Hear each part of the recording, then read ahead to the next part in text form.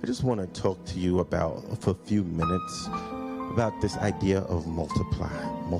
Over the next few weeks, we're going to be dealing with this sermon series called Multiply. Don't laugh at my graphics, Carice. I drew that by hand. I just want to talk to you about multiply. As I was getting prepared to go on sabbatical last fall, I said, after being here for 9 years, I needed some fresh water. You've been doing something for a while. You need fresh input, fresh light, fresh information. And I started going to some conferences, and I went to one called Exponential. And at Exponential, Dave Ferguson had founded it several years ago, but I got a chance to meet and talk with him. And he said to me, Donald, he asked me a question, what kind of church you are? And I said, well, we're a Methodist. He's like, that's not what I mean. You don't want to know if we're non-denominational. Well, we're this size. He was like, that's not what I mean. That's not what I mean. He says, what kind of church are you? He says, are you a declining church? A plateaued church? A growing church, a reproducing church, or a multiplying church? I had spent so long, Donald, in my space and time thinking about the church and just thinking about not sinking, not plateauing, maybe growing, get some extra people. But as he spoke about reproducing and multiplication, I was like, what does that mean? It's bothered me for 7 or 8 months, and God had to let it digest in my spirit. So over the next 4 weeks, you're going to hear about multiplying, but you're also going to hear about multiplying in your life and in the church. Amen? So I want to, it's interesting, and people say, what are these different levels? And the interesting thing is that 80% of the churches in America today are either in decline or have plateaued. 16% actually grown some. I'm grateful we're in that 16%. But are we reproducing churches? Are we a church that spreads the gospel and reproduces into different areas? But even greater than that, are we a multiplying or movement-making church that the gospel of the living God, that Jesus Christ is real, is spoken from this church and impacts city, county, and community? So as we go through this, I want us to reflect. I want to read a Bible verse for you for this first one. And the topic is, do you see what I see? Do you see what I see? Do you see what I see? Deuteronomy 34, 1 through 4. The death of Moses. Then Moses went up to Mount Nebo from the plains of Moab to the top of Pisgah across from Jericho. There the Lord showed him the whole land from Gilead to Dan, all of Naphtali and the territory of Ephraim and Manasseh, all the land of Judah as far as the Mediterranean Sea, the Negev, and the whole region from the valley of Jericho, the city of palms, as far as Zoar. Then the Lord said to him, this is the land I promised on an oath to Abram, Isaac, and Jacob, when I said I will give it to your descendants. I have let you see it with your eyes, but you will not cross over into it. Many times this text is preached from the perspective of Moses' failures. But I want to spend time talking about what God allowed Moses to see. I think that is important. For the first time in my travels, I've been to the Holy Land three times. But for the first time in my travels, I went to the Hashemite kingdom of Jordan. Many people were like, well, I thought the whole Bible happened in Israel. Interestingly enough, in the kingdom of Jordan is where you experience most of Exodus and the Old Testament part of the Bible. If you go down from Wadi Rum and the Red Sea at the very bottom and go up through it, you will find places that have biblical significance, particularly in the Exodus journey. I had the opportunity to go to Mount Nebo. It's a real mountain. We sat in the tour bus, and as I almost suffered from motion sickness as we drove on a 2-lane road that our bus driver swore was 1 lane. as it went up, back and forth up these narrow switchbacks, as we got to the top of the hill on our last day in Jordan, we reached the top of Mount Nebo. I wish he had pulled closer. But for some reason, they wanted us to continue to walk up the hill. Why can't you get me closer to the... And as I walked up to the edge of Mount Nebo, I looked out, and it's interesting. It was a beautiful and clear day.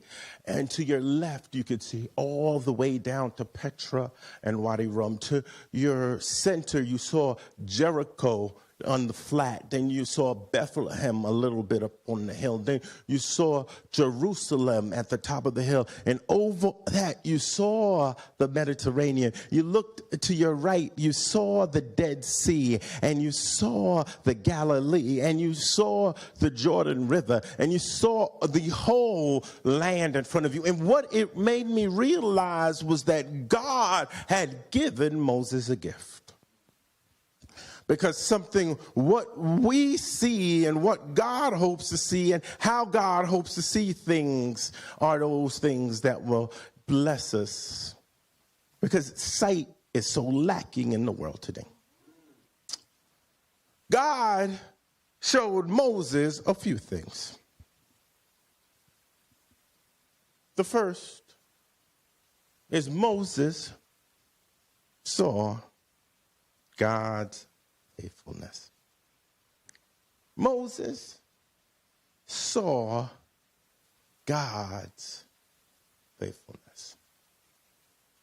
I don't know about you, but if you remember the beginning of Moses' story, he thought he was going to be the savior of the nation of Israel. He was grown in the Pharaoh's house, and he killed an Egyptian. He went on the backside of the mountain and said, forget all of this. I'm just going to stay here because my plan didn't work. God was wrong. And then God redeemed him and showed him a burning bush.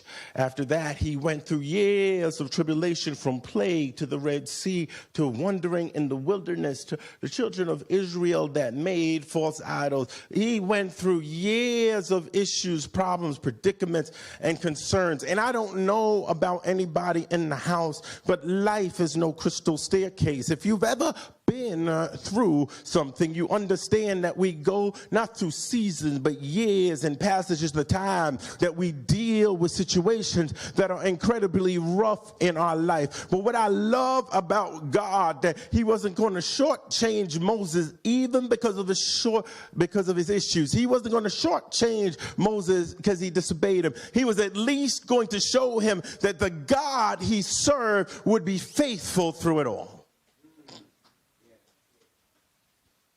Sometimes the first thing we have to do when we get to certain parts in our journey is look around and look up, look at the past and know that we've been through some hell, but look at our future and know that God is faithful. I don't know about you, but I get excited every time I think about it, because no matter what I've been through, no matter what I've dealt with, no matter how I fought, no matter who stabbed me in the back, no matter who's listened, God is still faithful.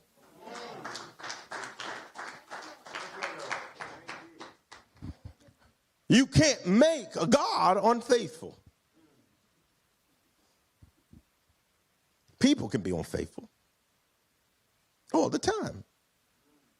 But I'm glad I serve a God that is unfaithful, that is faithful. You know, what I love the most about it is that God was faithful in spite of the children of Israel's issues. They had two issues.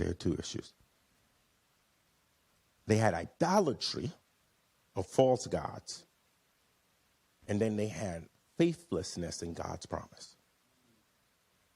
They had brokenness and idolatry. Pastor, you say, what does that mean for me? We have idolatry today. That's called work. No, I'm serious. I was reading an article in Wired magazine talking about the work culture in Silicon Valley, and it says that people are treating work like a religion where it replaces their faith. Their visions, their dreams, their goals are based on the design and models of a corporation. The reality is some of us idolize people in a relationship. You know, I'm here. I love black love. I really do. I really do. What I don't love is defective love. Bad situations, horrible situations, enabling situations, toxic situations. God didn't call us to toxic situations. God didn't call us to perfect peace, but he didn't call us to toxic and enabling situations. But the great thing is that I love how they say it in Thessalonians, but the Lord is faithful. He will establish you and guard you against the evil one. Lamentation says, the steadfast love of the Lord never ceases. His mercies never come to an end, and they are new every morning. Great. Let me try it one more time. Great. Great. That's what I heard. Amen. The other thing so he was faithful in spite of their foolishness. But the other thing that God did, that Moses saw, was Moses saw God's promise.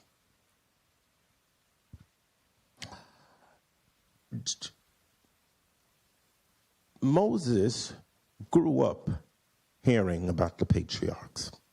As a matter of fact, many Bible scholars will say Moses is the author of the 5 first books in the Bible, the Pentateuch. So he was well versed in the promises that God had given Abram, Isaac, and Jacob. And he sits there and he's seeing the promises of God as he stands at Mount Nebo looking out, and it goes, he will give the land, a nation, and they will be a blessing to the world. It was the one that after 400 years of slavery saw that God is not a man that he should not lie. He saw the promises of God. Now, y'all not too excited about that. But God has promises on your life. Let the redeemed of the Lord know that God has promises. He has a mantle. He has victory in your life. And some of us are walking around like we are defeated, we are beaten, we are broken, and God still has promises. Some people are like, well, you know, I'm a little older now. I don't know if God has promises. I know when I read my Bible, Caleb was 80, and God still fulfilled his promises. Don't ever let nobody talk you out of your promises. Don't ever let anybody marginalize your promise. Don't ever let anybody suborn your project. Don't let anybody ever manipulate your promise. God's promise is unique to the gifting and the way that he has designed and he has built you and he has moved with you. The same way God has uniquely gifted our church, our congregation, and our space to meet a particular need at a particular time for a particular people. And it is a promise of God. Moses saw God's expansion. Now, Lori, I had the pleasure of going to the desert at the bottom of Jordan called Wadi Rum. Now, I never seen a desert like this. There's a lot of sand. Like sand everywhere, sand far. It was dry. Dry, real dry. Real dry. Not even a little green. And not California dry where you got brown grass. No. It was dry. It's dry. And like the only trees you saw were little trees that were coming out of rock formations that only came out because it had rained the week before. They only happened because of that. They're not usually there. And as we were driving around the desert, we went into a tent of a Bedouin and had tea. And it's amazing when the sun is so hot outside, shade feels like air conditioning. But I got to thinking, the children of Israel had spent 40 years walking in this. They had spent 40 years going from here and there. They had sand in their shoes. They didn't have no AC, no car, no nothing. They had to have a tent over their head that they broke down each and every night. And they're walking through the wilderness with tents, and they have nothing. They just have a pillar of fire and smoke in front of them.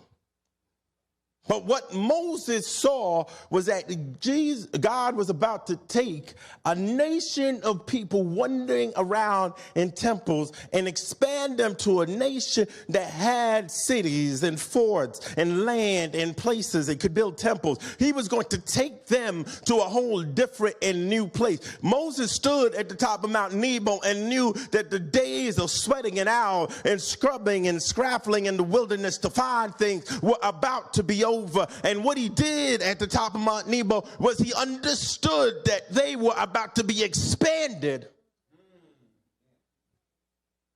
into a new place. I don't know about you, but you need to have a Mount Nebo moment. Now people in our world believe expansion is often tied to money. I'm here to tell you, expansion is not tied to money. I know some little people with a lot of money.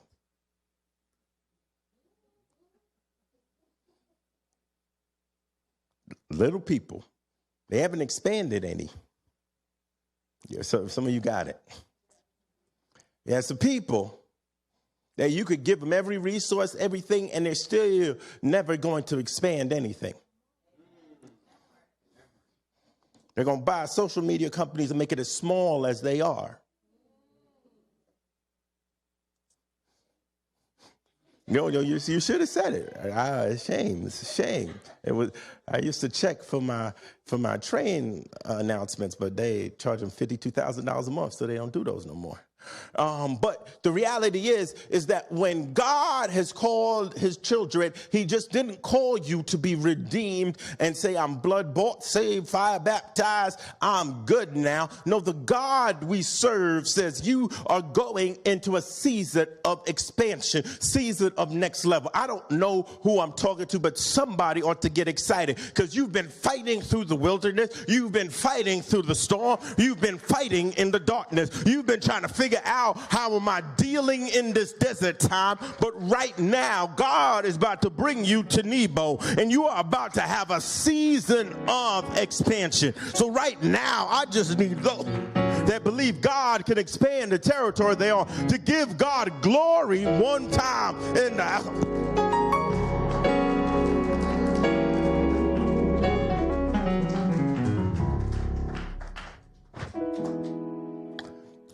University, the same way that God showed Moses expansion is the same way he will show us to reproduce. I believe that the days of a church that's concerned with just getting as many people in one place are over. I believe we have to bring the gospel to the people. Whether that's go to San Jose or the East Bay, however that looks. But God has a season of expansion. And the final thing is Moses saw God's legacy. We don't talk about legacy often in the church. But God has equipped each of us to bless future generations. Moses toiled for years. He did. He really, truly did. He fought. He led. He walked. And at the end of it all, even though he wasn't perfect, even though he had his flaws, God says, I will leave a legacy for you. This is why I don't believe in prosperity theology, because the God we serve is greater than a moment. God has called us to be legacy makers, that not only our children and our children's children receive, but generations will look back and say, because these people were here at this time, in this place, God chose them. Can't do it by ourselves. God chose them to expand the kingdom, to multiply, and to be fruitful. May we please stand.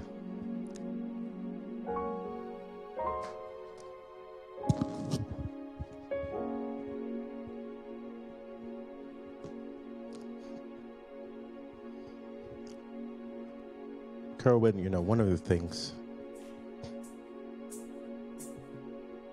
that struck me during the season of reflection since last fall, and as I was putting this thing together for Multiply,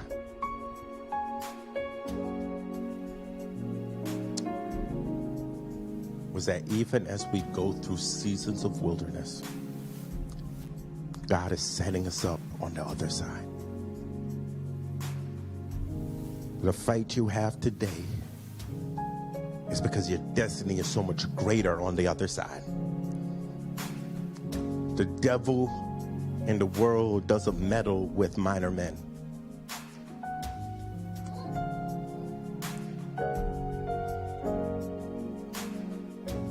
Because when they see promise on your life, they will attack from all places. So right now, University, we're a church of destiny. We're a church of multiply. God is about to do something so amazing. I'll tell you this, I walked in here today more excited than I did my first Sunday here. Because God is not through with me yet.